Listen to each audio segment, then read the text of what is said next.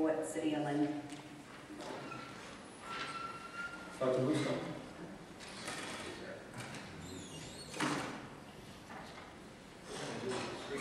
That's wonderful. That's wonderful.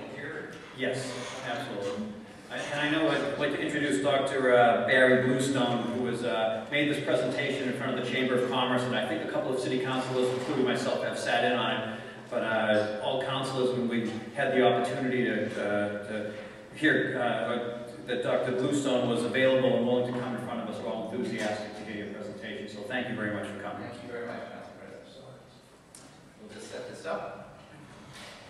While we're doing this, let me just introduce what you're going to see and also introduce who I am, so you won't be too afraid of that. Already afraid. That's a good start. My name is Barry Bluestone. I'm the director of the Kitty and Michael Dukakis Center for Urban and Regional Policy at Northeastern University. I've taught at Northeastern University for 12 years now. Before that, I taught for 11 years at the University of Massachusetts, Boston. And I originally came from Detroit, my hometown, and the University of Michigan in Ann Arbor in 1971. So I've lived here now for 41 years in the greater Boston area.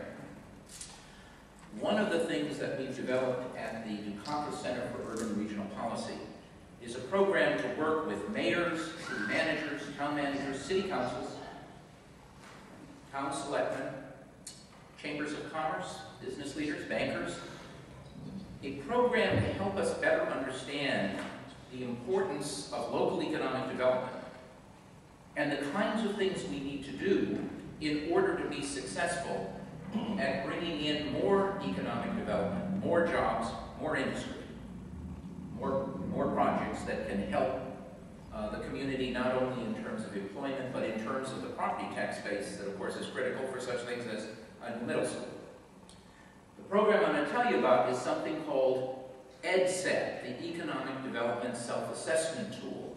We developed it about 5 or 6 years ago when David Soul, who had been the head of the Metropolitan Area Planning Council, and I believe Lynn is part of the MAPC district, came to work with us.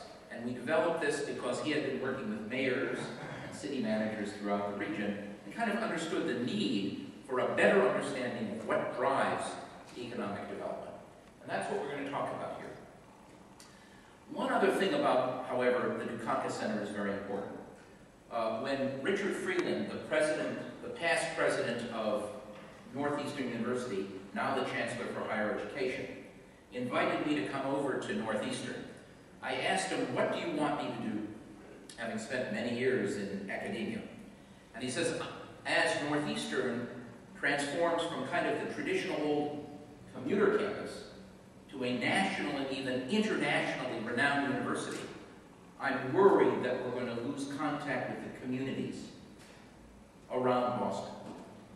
I want you to build a research center devoted to the city of Boston and the greater Boston region.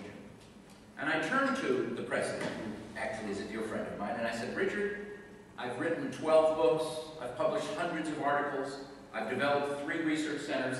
The last thing in the world I want to do is create another academic research center. And he said to me, what are you talking about? And I said, I'm tired of doing stuff that ends up in meaningless reports that sit on shelves, never gets used, never makes real social change. And I said, I have a better idea. I'd like to create in Boston the first think and do tank. A university-based system where we have faculty and students, consultants, experts working together, not only to understand major problems that our cities and towns face, but to come up with solutions to enhance the prosperity of those communities and to make sure that that prosperity is equitably shared. And he stood up and he gave me a big hug and he said, that's exactly what I want you to do. And I'm very proud of the fact, particularly since we had a meeting of our external advisory board this morning, which is headed by Robert Beal of the Beal Companies, that we have had a great success at doing this. But I don't think there's anything else we've done, including the Greater Boston Housing Report Card that you'll read about after we release it on November 14th, the 10th Annual Housing Report Card, or the manufacturing report card we released with the governor and the lieutenant governor and Secretary Bielecki last month. I don't think there's anything that I have done in my 40-some years in academia that has excited me more than the work I've been able to do over the last few months with your mayor, with your council, with the chamber, with the partnership, with the superintendent. I am so excited to be here because I see a community in motion. I see a community that is rebuilding itself into one of the great, great cities in Massachusetts. And if there's anything we can do to help, we're here. And in fact, at the end of my talk, I'll tell you what that really means. So if you'll allow me, I'd like to go through a presentation that I've put together for you based on both our understanding of economic development, but also based on the Economic Development Self-Assessment Tool, this EdStat, that your whole community went through with the mayor, with the chamber, and with others in this room. The first thing is to understand something that I think we're beginning to understand in our gut. Economic development is a collaborative process. Collaborative process between the city, the private sector, nonprofits, the schools, the community college, the vocational school, all working together to build strong, adaptive economies. And this requires leadership. What we've also learned is the state can do a lot of work. The governor's a dear friend of mine. I sit on 2 kitchen cabinets for 2 secretaries. The state can do a lot, but economic development occurs at the local level. Firms make decisions to move to Lynn or to move to Billerica, or to move to Kendall Square or move out to Route 495. And it's the local community and what gets done at the local community by the mayor, by the council, by the business community, by the schools, that makes one area more attractive than another, one town, one city. So, what we know, you know it best of all, is that with rising federal deficits, we're going to see what happens in the election on November the 6th, and a bipartisan drive to cut the federal budget, whether Mr. Obama is reelected or Mr. Romney is elected, there's going to be little additional aid to local communities from the federal government. We know that. We also know that states are facing structural budget deficits. I actually sit on the kitchen cabinet for Secretary Jay Gonzalez, the Secretary of Administration and Finance. We've looked at the forecast out to 2020 and 2030, and despite the prosperity of the state, rising pension costs, rising health care costs, means there's going to be very little additional local aid, even as the economy comes through. So what does that mean? It means that local communities are going to be not on their own, but they're going to have to be much more responsible in terms of developing their tax base. And the way to develop a tax base, of course, is not only to attract families to live in your community, but to attract business investment, which not only gives you jobs, but shores up your tax base. So economic development really becomes the key. And the motto with it we've had is that everyone who loves this city or their city has to become the CEO for economic development, led by the mayor, led by the council, with the help of the chamber, the partnership, and others. You have to realize that is not business's decision out here. It's very much our own decision and what we can do to make our community competitive with other communities for new industry, new nonprofits, and others. Municipal leaders must initiate and support the development process. That's you. That's the mayor. You actually have to initiate the development process. You have to begin by assessing your municipality's strengths and its weaknesses. That is precisely what EdStat, the Economic Development Self-Assessment Tool, does. You have to figure out ways of changing what you have control over, collaborate with others on what you can influence. And the most important point in all of this is that cities and towns like Lynn have the ability to create their own destiny, but they can benefit from having sophisticated partners and tools like EdStat to help you succeed. Essentially, the language we use is that every community, even Weston, even Wellesley, Cambridge, where I live, has some deal breakers. One town, it can be extremely expensive land. In another town, it can be a high crime rate.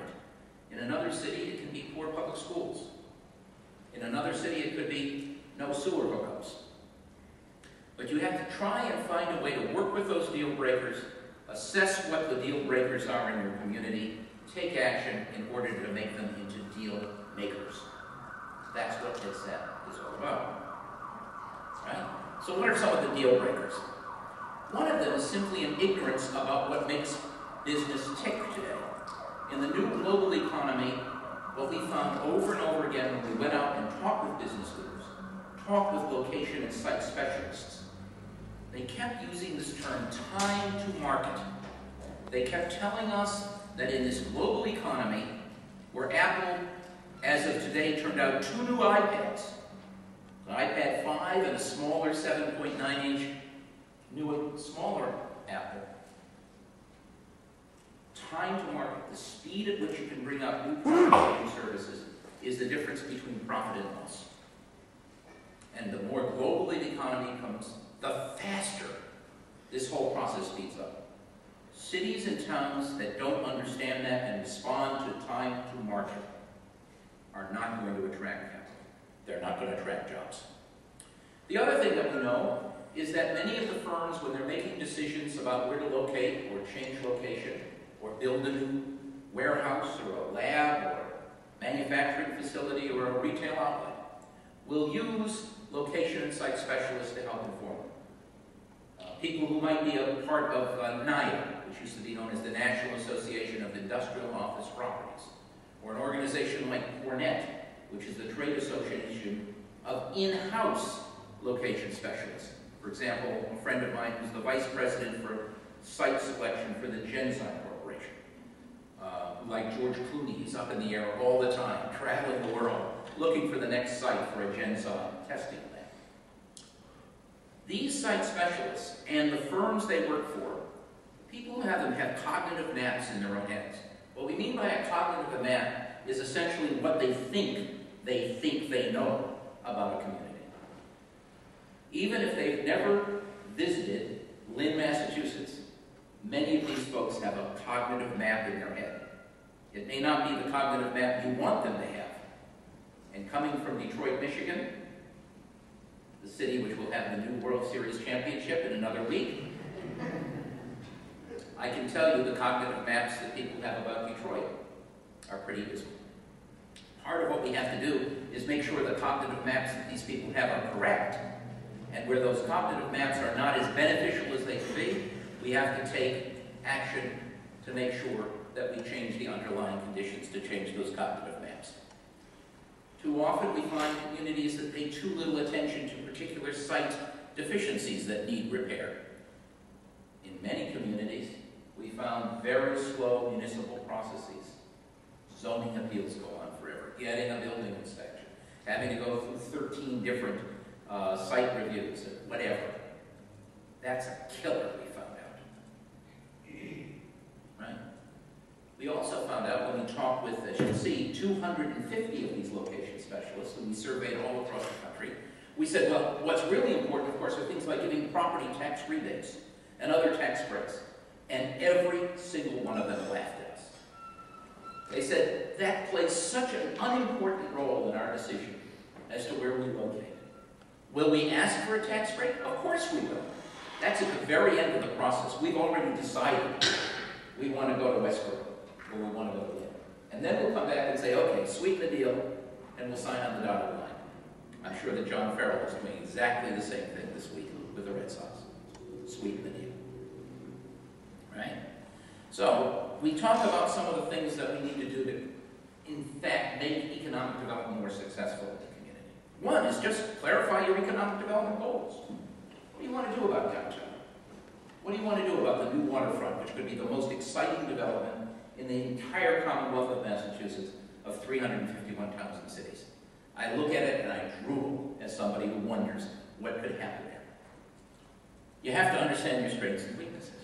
So again, EDSAT, the Economic Development Self-Assessment Tool, gives access to the best thinking of site specialists and brings it to every town and city.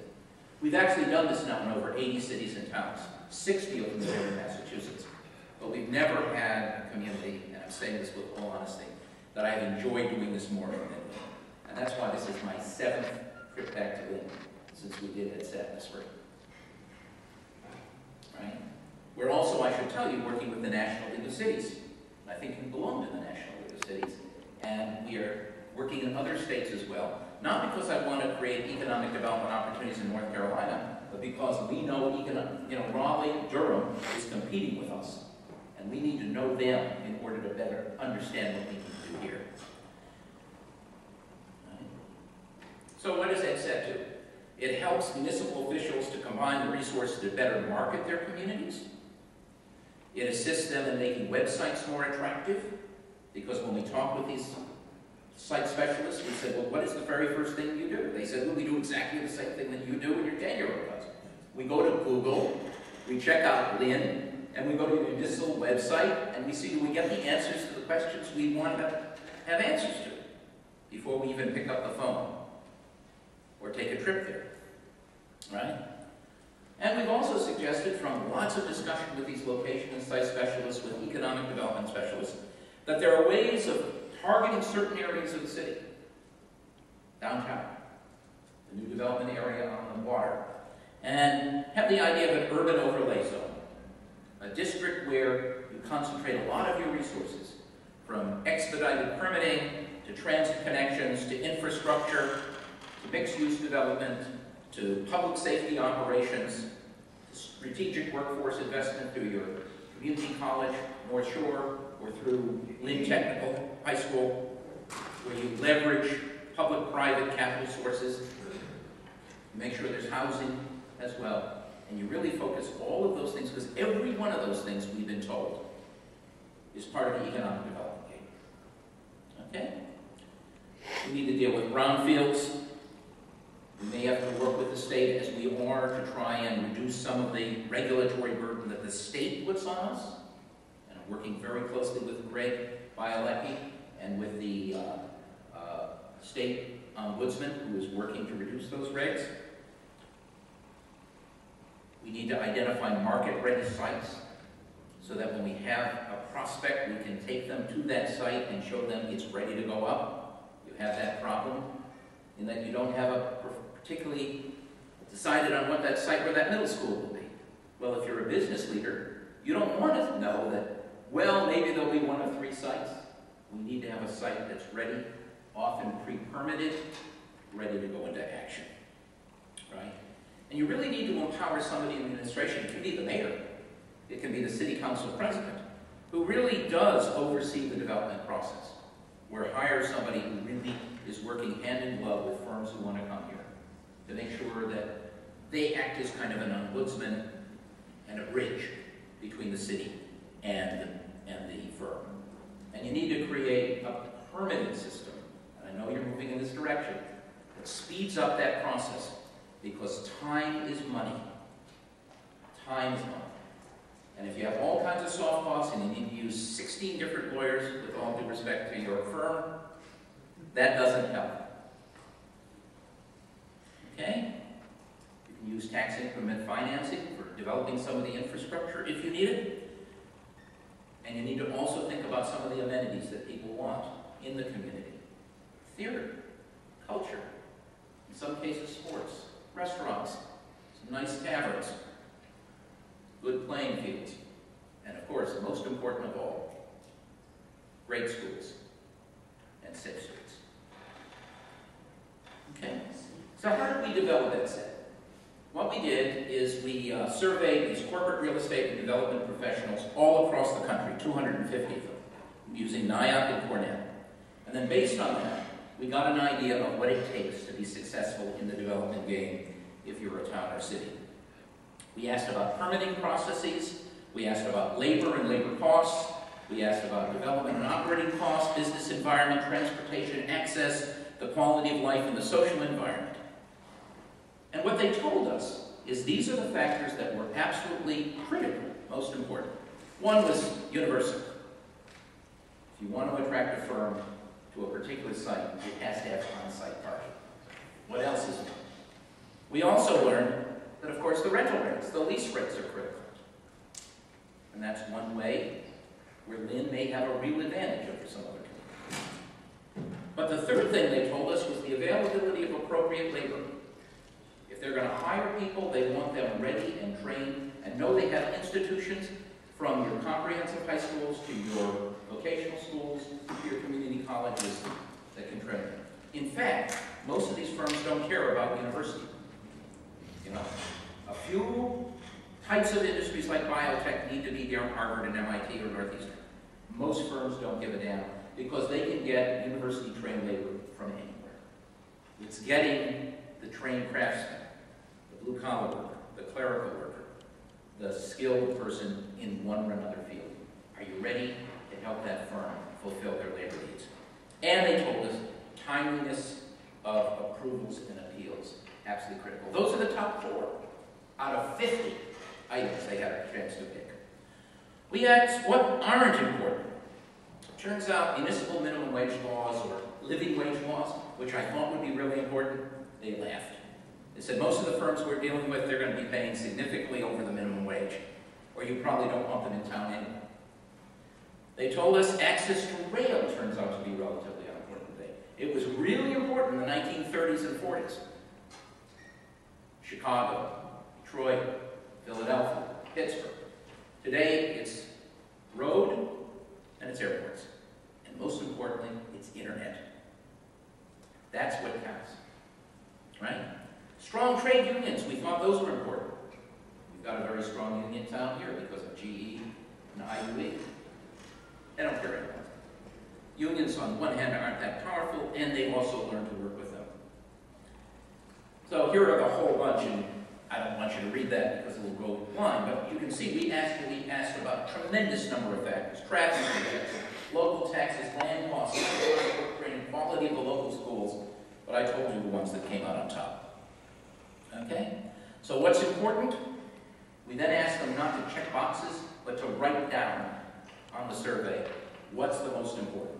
Proximity to major highways, airports, and transportation routes, rents, land costs, and lease costs, the availability of appropriate labor pool, permitting approvals and appeals processes, amenities and services nearby, and a pro-business, development-friendly city. When they didn't check boxes, but they just used their heads, this is what the development pros wrote down. And if you can help fulfill these things, you're on the short list. You've got a shot. Okay? So, what's the self-assessment tool? We're getting close to the end. It includes sections on all of these things. This is what you actually went through here in Lynn. Access to customers and markets, concentration of business and services. Economists call those agglomeration economies. You have lawyers, accountants, graphic artists, and others that you may need close by. Cost of land, labor, the municipal process. How well can we work with the city? Quality of life of the community, the quality of life in terms of the development sites that are available, business incentives that you might use, tax rates, and access to information. We asked about all those. In fact, you answered 215 questions. We went through the EdStat process here, right? So, we had you go through this. We did it at the Chamber of Commerce. We had 45 people working together to answer those questions. They then went back to a secure server at Northeastern. It's secure because we're not going to let these answers out unless the mayor lets us tell you about it. And the reason for that is we don't want you to game your answers. We don't want you to try and trick it, because it won't help you. And so it comes back to a secure server, and we've developed an incredibly sophisticated, I'm not that smart. We developed a tremendously sophisticated program that takes all of the responses and then compares them with all the other cities and towns that have been through it, and then turns out a color-coded report, because it's that thick, which says, here's how you're doing relative to the competition. Green means you're doing much better. Yellow means average. Red means you're not doing as well. But that's not the only important thing. The other thing is, does it matter? So we use something we call the moon system. And this is what we got from all the location and site specialists. They told us what was important and not important. A full moon means this is real important. If you excuse my French, don't screw this one up or you're in trouble. Half moon means, it's important, but not as important as those others. And an empty moon means not that important. In fact, I have been with mayors sitting down next to them. They flip through this, and all of a sudden you see this glow on their faces. They say, oh, we're green, we're green. And then I'll show them that no one gives a damn. And then they'll go through it and see it takes them 7 months to get a building inspector. And they're red. And that has a big full moon saying, you're out of the game. So, what the results do is allow you to see how you yourself are doing, but not only in absolute space, but in relative space. Because these site specialists aren't just looking at Lynn. They're looking at lots of communities and they're comparing them. That's their job. So you not only have to do well, you have to do better than the next guy. You know, it's the old joke about the two guys who go camping in bear country.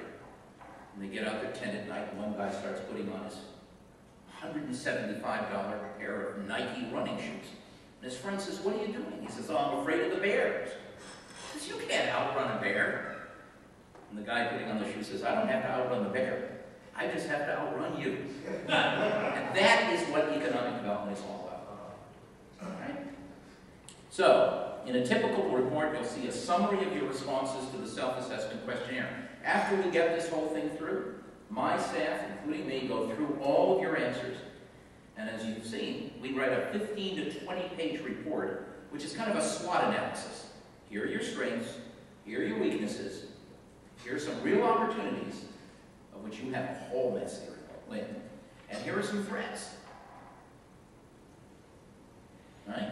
It's all color-coded, so you don't have to read 400 pages without getting to the answers real quickly. Our analysis, I think, helps. And we have a ranking system which tells us what's important and what's not. And what we hope you'll do is focus attention on what's important, not fiddle and diddle with the stuff that ain't. Okay? So how has it been used? 80 cities and towns have gone through this. Some communities have used it to define or refine their economic development strategy. It helps them better understand, here's where we have to put our resources, this is what we need to do. Certainly been used to identify specific deal breakers. I know of one community here, not far from Lynn, that went through this and found out that they were pretty good on a number of things, but it took them forever to get a building inspection through. And the 86-year-old building inspector had been hanging on for a long time, but they never had enough evidence to say, you know, maybe it's time you retire. Now they have the evidence. Others have used it to say, okay, here are some real deficiencies. What are we going to do to turn those into assets? Then benchmarking their economic development plan against others.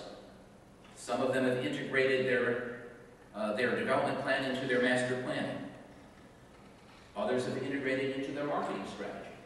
Wow, we didn't know we were strong in this area. We should say more about that. They've used it for kicking off regional collaboration. You're going to hear more about that near the end of my talk in a few minutes. Better understand the integration of municipal processes. Your chief of police is an important development officer, as is your superintendent of schools. Better understand the economic development process itself. I'll skip through these, but we have lots of testimonials. This is from James Mitchell, who's now the president of the National League of Cities. He's from Charlotte, a very successful city, but he found this to be an incredibly useful tool. Charles Ryan, the former mayor of Springfield. Jay Ash, the city manager of Chelsea, who's a big supporter of what we're doing. Steve Costello from Norwood. So let's take a very quick look at what we found here, and you'll have the chance with the mayor to look at these results in much greater detail if you wish. Okay? So here's what one page of a printout looks like. Just one page. There are 200 of them. So this one happens to be for highway access. You see the big black full moon? Very important. You've got some problems here. Right? You've got communities you're competing with who are on the Turnpike, who are right on 495, who are on 91. You don't have that here. Transportation is key. You've got to deal with that, but you knew that already. Public transit, actually you do pretty well in public transit, although we could improve on it. relative to some communities that have none. Right? So you may not think we have the best public transit, we could improve on it, but there are other communities that have none at all. Right? Here's the timeliness of approvals. Some good stuff here. What is the average time from application to completion or occupation of existing structures? Fine. Your problem is new structures. That's what we found. You're pretty good when it comes to site approval for existing stuff. New stuff takes longer. At least you told us this, and when we put it into the computer, that's what we got, some reds there. You've got to turn these reds into yellows. Ideally, we turn them into greens. Okay? So what did we find? This was our conclusion, best we could. Rent for retail space in Lynn's central business district is lower than the comparison group municipalities. Right? That's good news, because it's one of the most important elements that site specialists look at. How much is it going to cost to set up operations here? That's very strong. That's very powerful. The distribution of different types of office space from Class A to Class B to Class C looks pretty good, better than most other communities. Permitting decisions for site plan review, zoning variance, and special permits associated with existing properties, better than average. So, that's good. Right? How about strengths of those things that were important, half-moons? Well, Lynn has access to a complete list of available development sites. Developers like to know that. What do you got? Show me. The city has business incubators for clean technology. Considers more than half of its available development sites as greenfields. Lynn uses overlay districts to expedite permitting. Lynn has a major museum, performing arts. Lynn seeks tax abatements to tax title properties to clear the liens. That's all positive. It's not as strong as the first in terms of importance, but those are good things. You should be proud of that. Okay? And then when you're strong about some other things, you got a general aviation airport, of course you've got Logan, not far away. It has commuter rail service. It has some four-year colleges around here. Of course, it's got North Shore Community College. Now, what are the weaknesses in terms of those factors that are really the ones that got the full moon treatment? One, on new projects, site approval takes a long time. Right? And to the extent that firms are coming in to do something brand new, this is a no-no for you. This makes it very difficult to attract those new developments. Rush hour congestion, I don't have to tell you that, you know. And as long as they're still repairing the Tobin Bridge, coming up here is a hassle. Lynn has a higher proportion of unskilled workers than other parts of the state. And it has fewer people with a college degree, more people with less than high school. In terms of other factors, on-site parking is mostly available, but not as available in some sites as possible. Rents for manufacturing space and for retail space in the highway district are a little higher, as it turns out, than in the comparison manufacturing areas.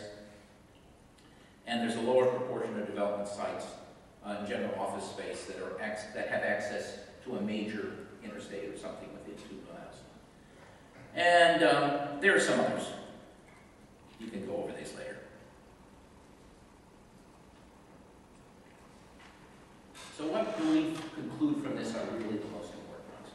One, it's the longer permitting process. And that is something that the town and the city can really work on. One of the things that we've suggested to lots of communities is even though you may have many different boards that have to approve a development, you should still allow a developer or a firm to come in and give one presentation. So they don't have to do 13. And then have each board work. And then if there's a problem with one of the boards, they can work with that one board and not have to worry about the other 11. There are ways of doing this so that you protect the community, but you also speed up the process. All right? Higher proportion of unskilled and less educated workers is a problem in this new global economy. That is why you have to really pay a lot of attention to your vocational school, and you have to work real closely with them. And fewer development sites with online parking and access to major highways, that's harder to deal with. So what is my conclusion from all of this? One, there's a lot of green here. There's a lot of green here. And most exciting, there are a lot of people who care about this community. Much more so than any other community I've been in Massachusetts. And that is an asset that is hard to reproduce. So it has great potential, particularly if it will think of itself not as just the community, but as a region, which I'll talk about in a very quick second as I finish up. And I think it can be part of something which I called, I think, Ralph, you and I were sitting and looking at a map, and I said, my God, that looks like the Fertile Crescent of medieval times. There's a new Fertile Crescent here, and there are new transportation opportunities, particularly given your native son, Senator McGee, head of transportation. Here's what I mean by the Fertile Crescent. Okay? Take a look at this map. Here you are. We happen to also be working very closely with the city of Quincy down here. Quincy is redoing 6 million square feet downtown. Deal company development with a firm called Street Smarts. Street Smarts, Richard Heaps. Streetscapes. And then I started thinking, well, look at this. Here's Lynn. Here's Logan Airport. Here's the new Innovation District in South Boston. Here's Kendall Square. And here's Quincy. You started thinking about that as a development region with housing, industrial sites, commercial sites, retail sites, restaurants, all kinds of cultural amenities. And you had a transportation system that allowed you to move quickly between those spaces. This becomes an unbelievable growth node. Unbelievable. Like 128 was 3 decades ago. And if you add, let's say, high-speed water transit, using catamaran service like we have between Boston and Provincetown that I use quite a bit, 90 minutes by boat, 2 hours and 10 minutes by car. You have the opportunity of solving one of the major problems you have, which is transportation. Finally, think about the possibility of what the demographics are going to be. I can't put this on a slide because I'm sworn to secrecy, but I'll tell you in words. When we turn out the November 14th, we'll be reporting the Greater Boston Housing Report Card. It will be, I can promise you, headlines in the Boston Globe. Because what we've done is we forecasted 2020 and what the population of Greater Boston will look like. There'll be a lot of people who retired, like me, I'll be 78 then, or 74 or something like that. But there's going to be a huge increase in millennials. Young people are going to be 25 to 44. There's going to be a huge need for housing for them, and they are a vibrant. That's the key part of the workforce. The question is, where do they want to live? Where do they want to work? And what lifestyle do they have? Well, we know some things about them. One, they're not going to be as rich as their parents. We baby boomers got it all. Number two, those who went to college are coming out with lots of debt. Average in Massachusetts, $25,000 now for college grads, up from $15,000 10 years ago. Number three, they don't necessarily think of living in the bucolic suburbs in a ranch-type home with 3 bedrooms and a big backyard that needs mowing, and getting on into a car and driving an hour and a half up Route 3 or out Route 2 or out the Pike as the way they want to live. Some of them want to walk to work. Others want to take public transit, and others are on their bikes. And they're very smart. And the other thing they want is they want a community which is vibrant. You know, they want an athletic facility. They want good restaurants. They want nice cafes. They want high-speed internet. But they cannot afford to live in downtown Boston. Your waterfront has the possibility, with transit like this, to create a whole new community that will be extremely exciting for young people and young firms. And most of these firms, are under 25 employees. That's where the growth has been. The ability to take that waterfront, as well as the ability to transform your downtown into a vibrant community for young people and older people who don't want to drive because they shouldn't be allowed behind the wheel, I'll be there soon. They're going to want to live lots of amenities, but they don't want to leave the community where they grew up because that's where their friends are, their church is, their community groups. If we can build the housing and we can build the jobs and we tie that together with transportation, and we have a city council and a mayor and a chamber and a partnership and schools that work together, we can produce the most exciting, most vibrant community on the eastern seacoast, in Lynn. And then finally, let me tell you how we might be able to help. This morning, our external board of trustees for our Dukakis Center authorized us to establish a project beginning in January using our very best graduate students and using two of our top faculty, I'm one of them, and assign them to Lynn, Massachusetts for an entire year next year. There'll be 5 or 6 of us who will be willing to come here at no cost whatsoever to the city of Lynn or to any business in Lynn. These are people who are interested in economic development. We have a group of 5 of them now working in Quincy on the MBTA, terminus stop. And they're doing stuff that's architecture, they're doing financial planning, they're doing it all. And that was approved unanimously by our board, and a new, younger professor than me, of course, all the professors at NorthEastern are younger than me, James Conway will be joining me in this project. And what we hope we'll be able to do is come up to Lynn soon after the election, in late November, early December. And we need to sit down with the mayor, we want to sit down with the council, we want to sit down with the chamber, we want to sit down with the partnership, we want to sit down with the superintendent. And what you need to tell us is, having gone through EdStat, knowing more or less what you want to do here in Lynn, how can we help? What can we do to help? And we're prepared to do that, and we're excited about doing it. I think you'll get something successful. We've been doing some really great projects in other communities. What do we get out of it? One, we're training the next generation of really brilliant civic leaders. And number 2, the Dukakis Center, as you might imagine if you know the governor, is absolutely devoted to community service. That's what a good university should be. I've been arguing for a long time that the universities in this state have to become the anchor institutions in the community. We're here, we're not going away, we're not going to be acquired by some foreign company. But we have a lot to give back. And we want to do it, and we want to do it in Lynn. Thank you very much. Thank you.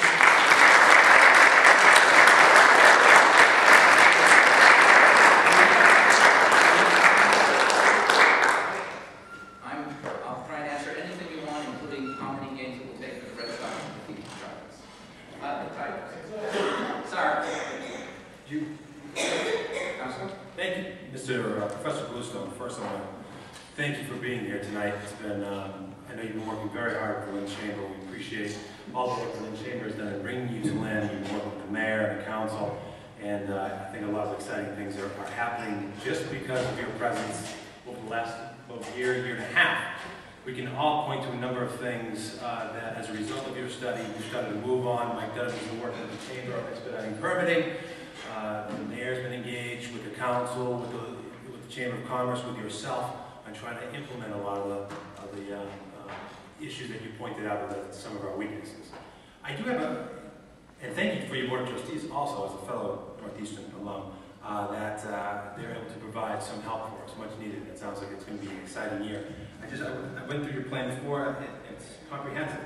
I guess the only question I would pose, or thought that I would pose to you, coming back in November, starting there forward, is that there are a lot of positives and weaknesses here in your report about Lynn.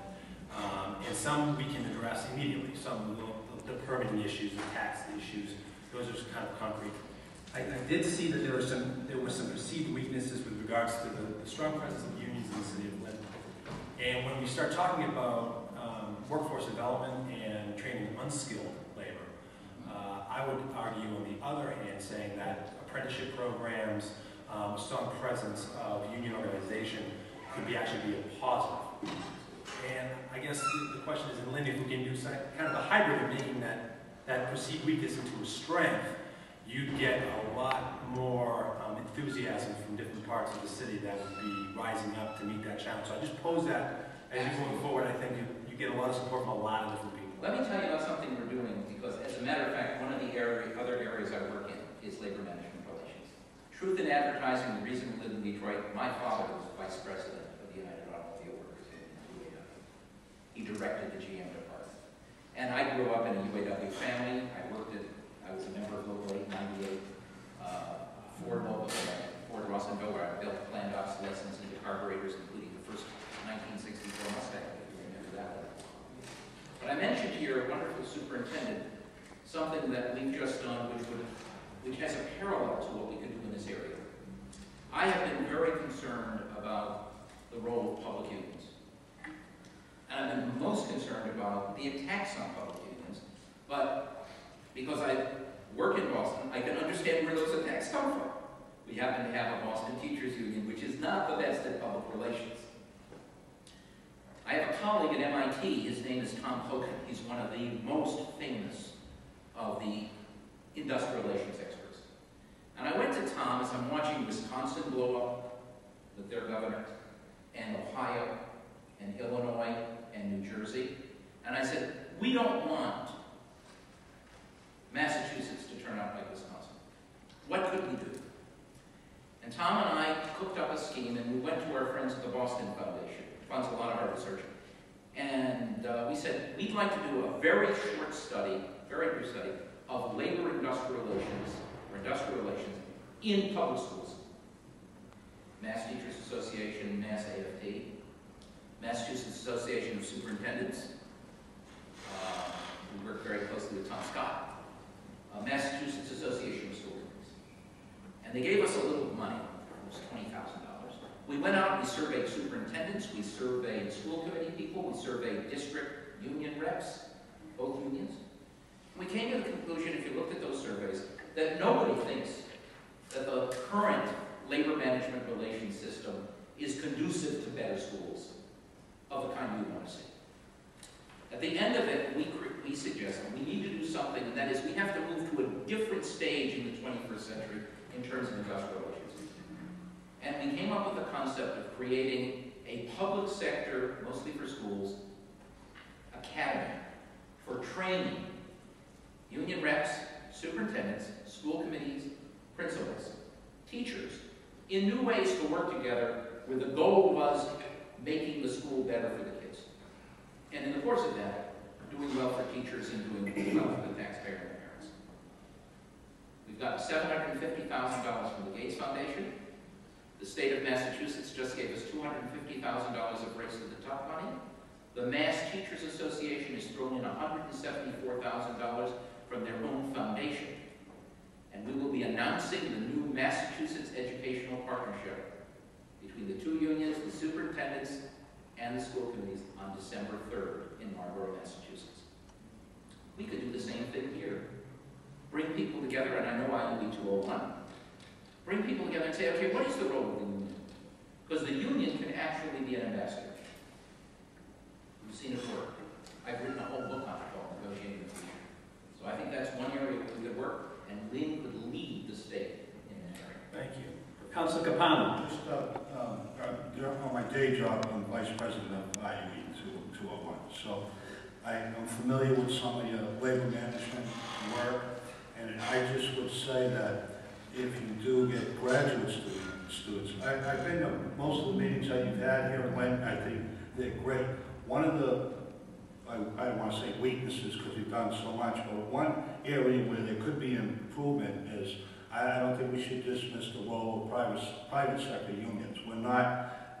We're small everywhere else, but we're not that small here. And even though we may be a big joke to a lot of companies, we don't consider ourselves that. And we have a lot to offer. We have developed over time an ET machinist training program, which I know you're familiar with, and working with the private sector. A lot of members of Local 201 are members of the North Shore Labor Council, which works with the workforce investment boards, and also the New Link Coalition, which is also doing economic development work. So I would say that any further studies that are included, with the chamber Northeastern interns and yourself should include the Labor Council and New Lynn Coalition, because I think we have a lot to offer as far as training goes. So I would... It's more than training. It's more than training. We've done studies, Tom and I have done studies, which show that where you have a positive relationship between a union and the employer, productivity rises faster than either non-union shops or in places where you have very difficult labor management relations. We have a chance of actually making unions part of the answer.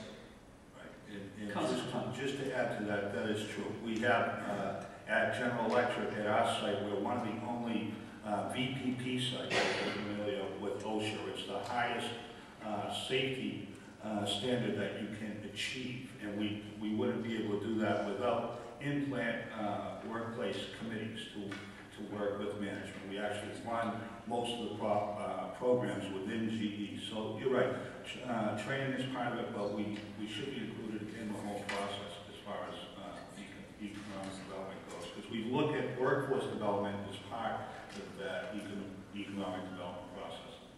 You might wonder why I know about this, and particularly Lynn. As it turns out, I told you I write a lot of books.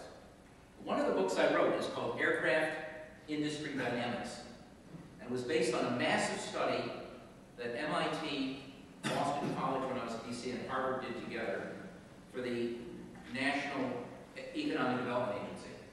And we looked at 16 key industries in all 6 New England states. And of course, the number one, no one understood it, was the aircraft industry. Because of GE's AEG here, Aircraft Engine Group used to be the name. You remember AEG. And Pratt & Whitney in East Hartford, Connecticut. And then literally thousands of small companies that produce parts. I spent 6 months in Lynn back in 1980, and I lived in the plant. And I ate lunch here locally in all. So I know it quite well, and I know the people back then. So I'm excited about those customers. What we heard over and over and over again from these location specialists is firms they're working with want to be in a community that works together, that deals with conflict, which is inevitable, but deals in a constructive way so that it's a win-win-win for everybody. We can do that here. Councilor Knapp. Thank you, Mr. President. Dr. Bluestone, I'm so happy to see you include them in your research because it's such a weakness, like you said. But just to add to Councilor Capano, Lynn has a lot of skilled workers, skilled people, but it just overpasses us. So I'm glad that you include us in this project. I'm sure if you give us the opportunity, we can do it like other places. Appreciate it. Thank you. Let me point out that we have done this EdSat in 60 communities in Massachusetts. 60. We're working to Lynn and Quincy. Councilor Capano. I just have a question. With the tax incremental financing, right? Just a question. Maybe you don't know the answer to this, but I kind of remember it as being a tax incentive for urban areas like Lynn. But I also know that, they've been given to other places like Pride's Crossing in Beverly. They got a tip. I was wondering, I don't know whatever happened with that. And also the part of the tip where the company has to provide so many jobs. Is that still part of that? I believe it is.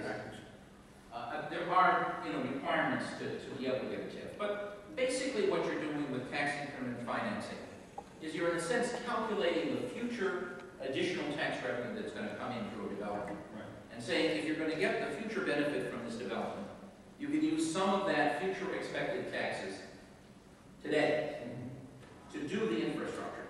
And the reason why it's been used in a lot of rural areas is they have a deficit in infrastructure. I presume the site here has sewage. You don't have that in a lot of communities out in the suburbs. And for many of these firms, it's hard for them to put up a plant if they don't have a sewer system. So they use TIFs for that. Councilor Cato. Thank you, Mr. President. Just one more question. You talk about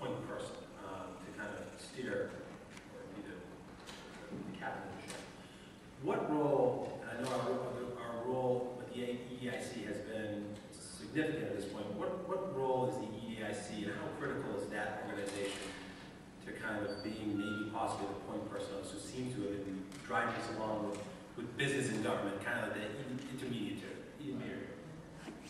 The economic development in this corpus is critical in every community where it is. But again, what I'm finding from our site specialists, I'm not making this up, this is just reflecting what we heard from people, is what they really love is working in a community that not only has a well-functioning EDIC, but quite frankly, a mayor who understands it and gets it, and says, I'm the CEO of economic development. A city council and a city council president who says, I'm part of the economic development team.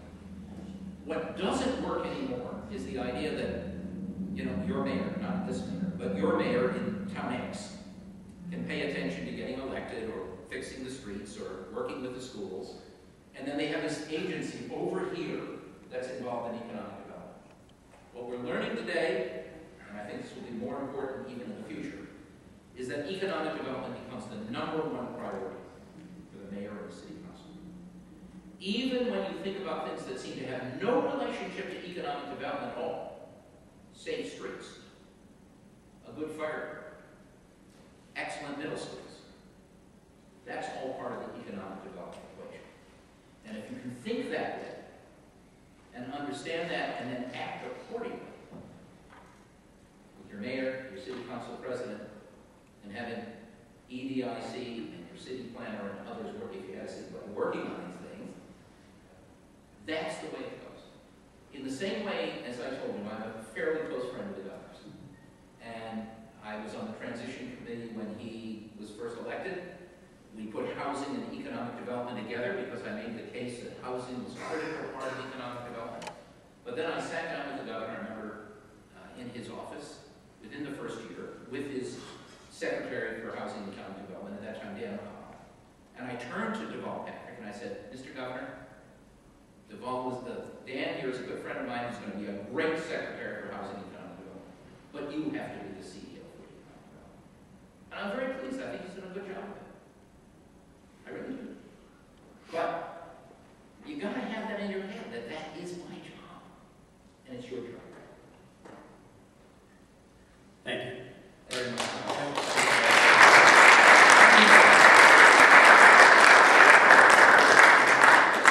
I'd also like to thank again the mayor for coming and just point out, as Dr. Bluestone indicated, how this is a collaborative effort. We have the existing president of the Lynn Chamber of Commerce, the incoming president of the Chamber of Commerce, the superintendent of schools stayed for the presentation, even though she didn't have to, and a number of community leaders, business development people who came for tonight's presentation. So thank everybody, and look forward to working with Dr. Bluestone.